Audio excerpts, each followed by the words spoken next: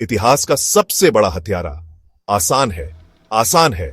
अरे क्या आसान है। जिंदगी को समझना, मुश्किलों से लड़ना और आगे बढ़ते रहना, यही तो जीवन है।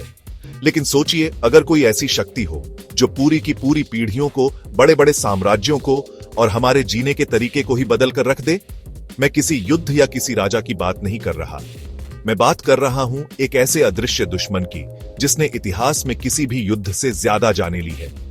क्या आप जानते हैं कि चेचक, जिसे हम स्मॉल पॉक्स कहते हैं, उसने मानव इतिहास को हमेशा के लिए बदल दिया। यह सिर्फ एक बीमारी नहीं थी, यह एक ऐसी तबाही थी जिसने दुनिया का नक्शा तक बदल दिया। आज हम सब यहां एक साथ हैं, कुछ नया सीखने के लिए, कुछ ऐसा जो हमें सोचने पर मजबूर कर दे। जब हम इतिहास की सबसे बड़ी त्रासदियों के बारे में सोचते हैं तो वर्ल्ड वॉर 1 और वर्ल्ड वॉर 2 आते हैं। लेकिन अगर मैं कहूं कि 20वीं सदी में चेचक ने लगभग 30 करोड़ से 50 करोड़ लोगों की जान ली, तो क्या आप यकीन करेंगे? यह आंकड़ा इतना बड़ा है कि समझना मुश्किल है। कल्पना कीजिए, आज भारत की आबादी का लगभग 1/3 हिस्सा। यह कोई मामूली बात नहीं, यह प्रकृति द्वारा किया गया एक नरसंहार था।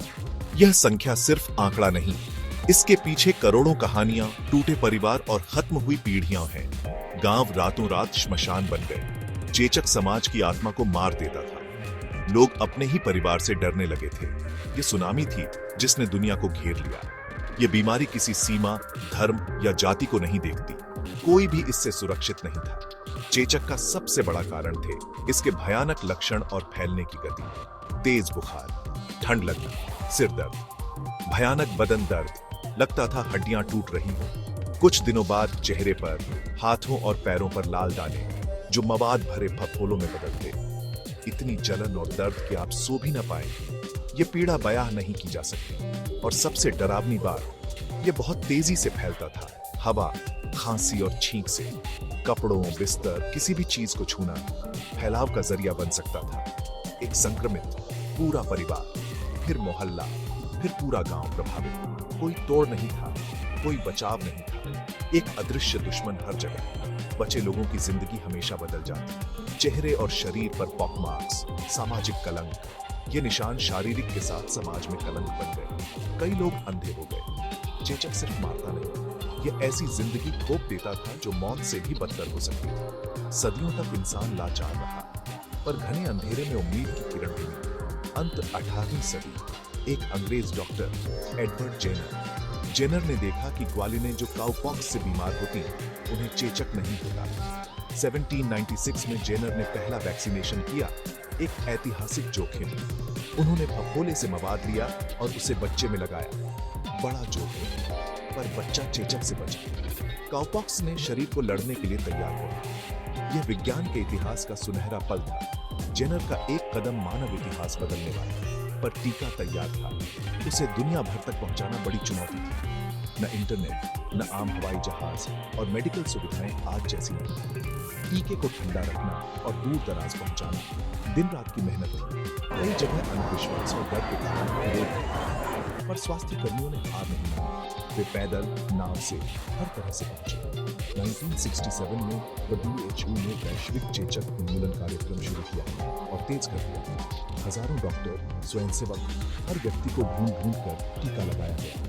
यह सिर्फ मेडिकल प्रोग्राम नहीं है, यह मानवता का साझा प्रयास है।